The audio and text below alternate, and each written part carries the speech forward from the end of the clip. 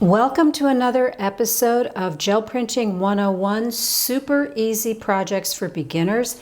This is the third in a series of these projects that I've been doing. Hi, I'm Jenna McLean, printmaker, and today I'm going to show you how to make gorgeous gel prints with fake flowers that you can get really cheap at the dollar store. I paid $1.49 for this. I paid $1.99 for that. And these I've had for so long, I don't even remember how much they were, but they could not have been more than $1 or $2. There are some differences between using fake plants and real plants, so let's get into that. This is a print that I made using real plants. This is an oxalis plant that I have. It's a house plant. I used a flower from this plant for here, and these are some indoor ferns that I have. And so when you're working with real plants, you would coat your plate with paint. You just roll it out, and then you would press your plant material into the paint, preferably vein side down so you could pick up that lovely veiny texture. And then when you're ready to pull the print, you can just press and pull it up. And because the plants are flexible, that's no problem. You can just definitely put real plant material on sideways like this. And you can get terrific details of the plant like this one. And this one here, you can see so much of the veining of the plants. It's just absolutely gorgeous. Well, when you're working with fake flowers and fake plants, it's a completely different story. We cannot lay the fake flowers on their side because they're so stiff, because they're plastic. They have to go face down. And a lot of the fake flowers, this is a fake sunflower, it's all fuzzy here. So you have texture. I definitely want to pick that up on the plate. And with these fake flowers, we've got these fake pistils and stamens, and we want to try to capture that as well on the gel plate. So let's give this a shot, shall we? First project I'm going to do involves these here. I think I'm going to take my scissors and cut these, which is a little tricky because they have wire in there. And I think I'm going to cut some of these leaves off as well. They don't look good. We can always use leaves from a house plant. So when you place your fake flower face down on the plate, once it has paint on it, this is fabric and it's going to pick up a lot of the paint. So we don't want to have too thin a layer, but we don't want to have too thick of a layer. We don't want these flowers drowning in too much paint. So I'm going to put on a fairly decent layer. And I'm going to mix up the paints. I'm not just going to use one. I'm going to use this magenta by Liquitex and this Prussian blue. And I just find that creates a just more interesting composition. And I recommend that you use a small brayer, a 2-inch brayer, rather than the 4-inch. When you use these smaller brayers, you have a lot more control over keeping paint in a small area, which is what I want to do. So let's brayer this out. I'm going to start with the blue.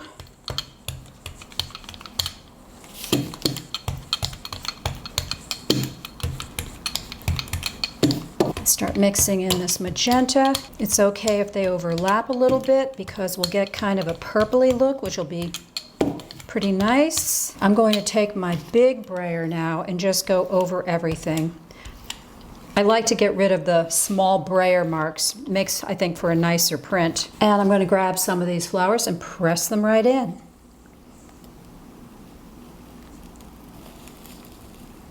I'm using my fingers to press down on the petals because if I don't do that, the only thing that's going to show up on the plate is the pistil area. Ooh, that looks kind of messy. So our pistil area created a bit of a mush, but actually this may end up looking okay at the end. Let's see what we have here.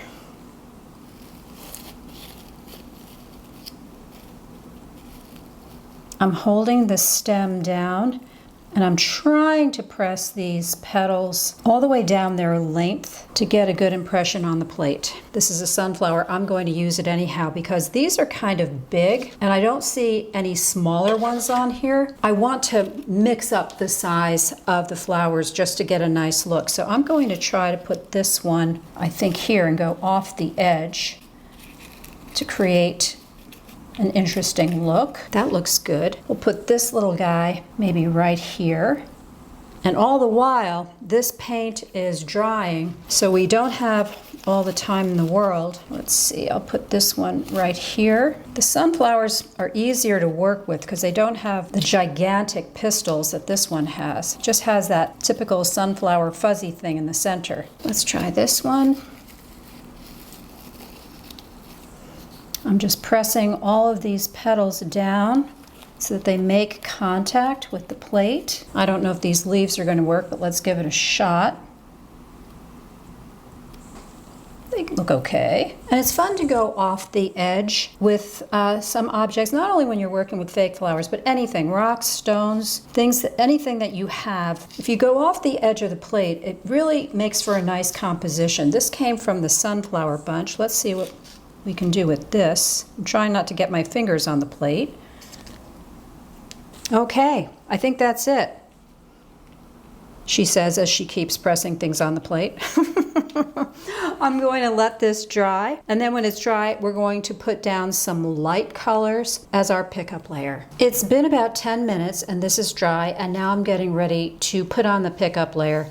But before I do that, I want to go into composition and some concepts that are helpful to know as a beginner when you want to create a beautiful print. When I pressed down with these red flowers, especially right here, I pulled up a lot of paint, and so here you have this great big chunk with a lot of white. A little bit here too around this flower. You've got a lot of empty space down there where the petals pulled up the ink. So if I were to take a white or off-white paint only, and if I were to cover this entire plate with the white or off-white and pull up the print, honestly, you're going to have a kind of a dull, uninteresting looking print. You're going to have these great big gaping areas where you're just going to have white, and it's not going to look that interesting. So when you have that with a print, it's fun to fill in some of these whiter, clearer areas with a mix of paints. And using a small brayer is the best way to go. Now these are both 2-inch brayers. This one is narrower. The barrel is narrower in diameter than this one.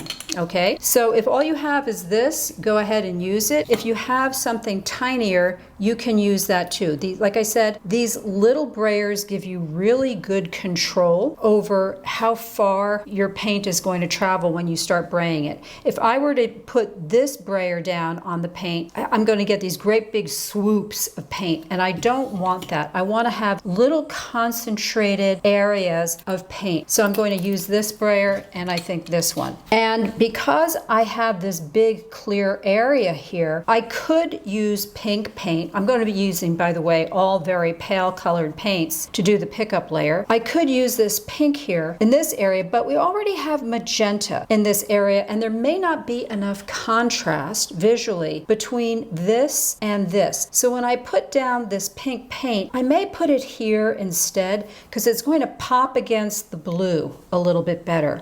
I'm going to try to avoid putting the pink down in areas where there is already magenta. I may put down a little bit of very pale yellow, some very pale green, and maybe some of this light purple. So let's give it a shot and see what happens. After all, this is plant material. Green is not going to be an unexpected color. I think I'll put a little bit of yellow there and there. And I'm going to start to brayer this out. I can always add more paint on if I feel like it needs more.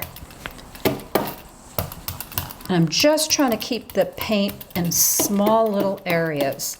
I don't want it going all over the plate.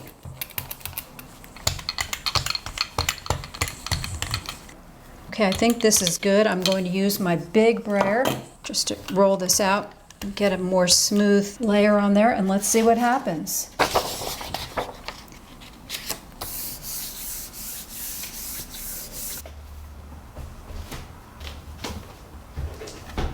Let's take a look at this and see what we have.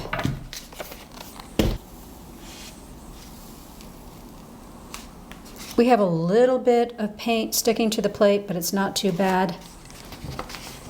Wow, this is a vibrant print. There's a lot of color going on. Here is that flower that I was talking about. Don't forget, when you've got something on the gel plate, it's going to be reversed. So it was here on the plate, but it's on this side on the paper that had a lot of white or a lot of clear area there that I was concerned about. I didn't want to just fill it with white. I wanted it to have a mix of colors, and we have that there. I wanted to also make sure that this wasn't too white around here. It's a very intense print. There's a lot going on here. As it turns out, I never even put any of this light colored white paint on the plate. I just went with pastels, and I think it looks really cool. I really am liking this. So let's do another one. It's October right now. I'm kind of into the whole fall color scene, so I'm going to do my next print with more browns and oranges and yellows. Before I get started, I just want to give you a little tip. I washed my brayers before I started this print here, and one of the things that you really need to do is make sure that your brayers are completely dry, especially this little area in here. There are little droplets of water in there, and I take the edge of my tea towel and I jam it in there, and I make sure that I get those little droplets of water out, because if you don't, when you go to brayer the paint on the plate, water is going to go splashing across the plate, and it can really mess up what you're trying to do with the layer of paint that you're trying to put down. You'll get water splotches on it. Okay, I'm going to go with some of this red oxide from Liquitex. Again, I'm going to mix the paint colors. I don't want to have just one main color. I'm going to put a little bit of brown on here, not too much. Some orange, and I'm going to brayer this out. I'm going to start with the yellows and the oranges.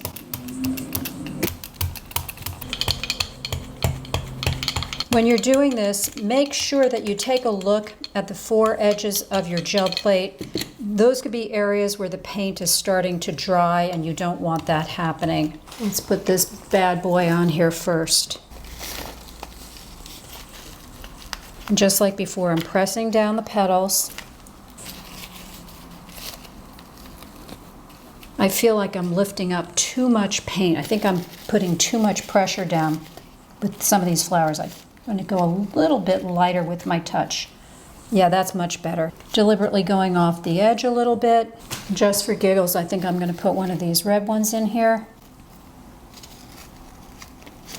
Okay, I think that's it. I'm a little bit concerned about how open this is here and here. You've got this great big clear area. I'll just keep adding these little flowers, and then we'll wait for this to dry, which will probably take about 10 minutes. And then when we come back and do the pickup layer, I'll try to fill this in a way so that it doesn't look so big and white and open. Now, one of the things to know about these flowers is just let the paint dry on them. You can use these over and over and over again. I would not recommend washing them, because you'll probably, I don't know, maybe there's glue here holding this thing together and it will fall apart. This is dry now, so I'm going to add the pickup layer. Because this has a lot of intense color in this top layer, I'm going to primarily use this milky white in this part of the print. I think I'm going to add a little green, and in here I believe I'm going to add a little bit of yellow, although I can see a little bit of detail from those petals, the fabric. I can see a little bit of detail etched in there. There's more than I thought, so let's give this a shot and see what happens.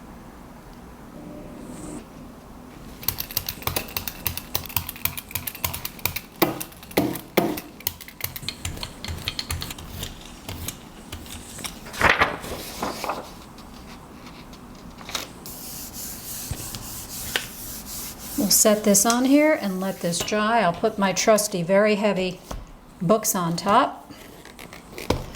And while this is drying, I just want to make a little public service announcement. If you would like to learn how to cyanotype, I have just added some cyanotype videos to the YouTube channel. There is a separate playlist for these. This is where you use the light of the sun to create prints. It's essentially photography without a camera. So check out the cyanotype playlist on the YouTube channel if you want to learn about how to make these, because this is a lot of fun. Let's see what we have. I'm going to pull this back, and as usual, you don't want to see paint being left on the plate.